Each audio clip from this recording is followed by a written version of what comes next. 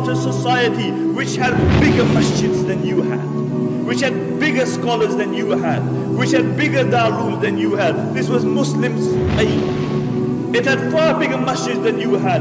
Qurtuba, in the height of its flowering, had over 600 masjids. And recently, a couple of years, 19 of us from this masjid went to Qurtuba, where there were 600 masjids. We found one, and that was closed.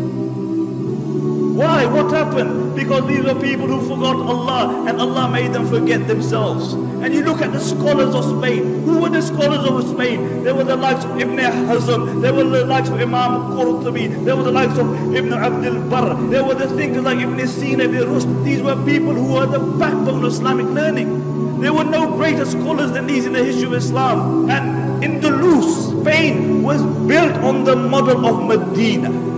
And as long as their focus remained on Medina, they flourished. But when their focus turned toward the dunya, then that same progressive society sank. Because the Muslims were not created for the dunya. The Muslims were not created for the dunya. The Muslims were created for the hereafter. We are Abdullah. We are the slaves of Allah subhanahu wa ta'ala. And the highest status that we can reach is that we will remain the slaves of Allah subhanahu wa ta'ala. This very society, Spain, when their own people, their focus became the dunya, then every single person was concerned about himself. He was concerned about his own kursi. And the narrations mentioned that the rulers of Spain, what they would do, that the Muslims would actually make treaties with the Christians, and they would fight against their own Muslims.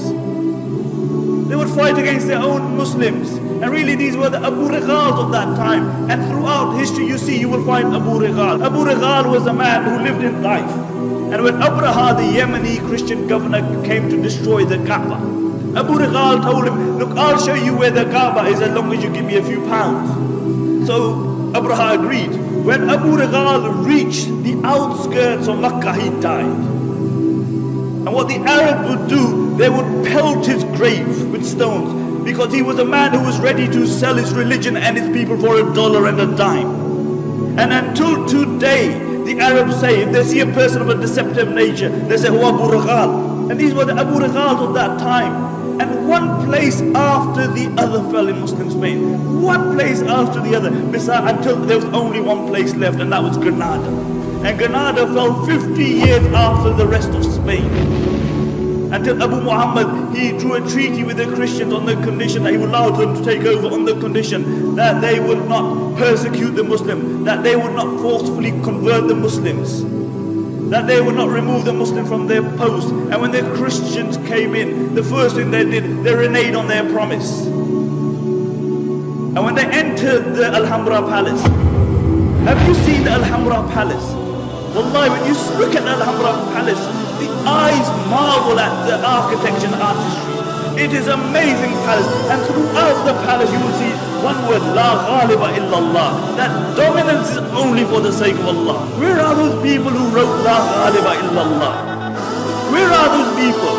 See, La Ghaliba, the engraving remained on the walls, but the reality of it was removed from the hearts. And the reality is that the Alhambra Palace, to a great degree, encompasses the decline of the Muslim Ummah, whilst the mud hut in which Umar ibn Khattab radiallahu lived embodies the spirit of Islam. And really, when these Christians, they walked into the Alhambra, they found the highest place that they could find, and they erected a crucifix there. And when Abu Muhammad saw this, he began to cry. He began to cry, and his mother rebuked him. She said, why are you crying like a woman when you couldn't defend it like a man?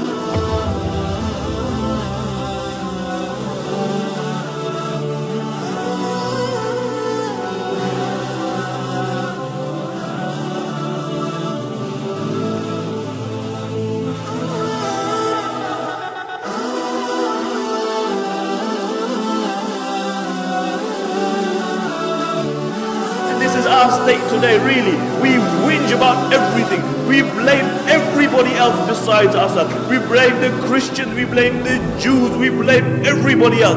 But it's one person we don't blame, it's us. We even blame time. The zamana yesa, as the Arabic poet says, it's a na'ibu zamanana wal aibu fina wa ma li zamanina aibun siwana.